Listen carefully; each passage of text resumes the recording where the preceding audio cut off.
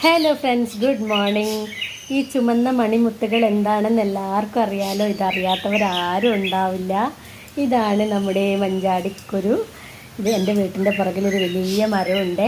ആ മരത്തിൽ നിന്ന് കുറേ നല്ല കാറ്റുമഴയല്ലേ, കഴിഞ്ഞ ഒരാഴ്ചയായിട്ട് ആ കാറ്റുമഴയത്ത് വീണതാണ്. അതിൽ നിന്ന് ഞാൻ കുറേ പറക്കിയെടുത്തു. ഇനി ഇത് ഓരോരോ മണി സെപ്പറേറ്റ് ആക്കി എടുത്ത് വിളക്കിൻ്റെ അടുത്ത് വെക്കാനാണ് ഞാനിത് കളക്ട് ചെയ്തിരിക്കുന്നത്.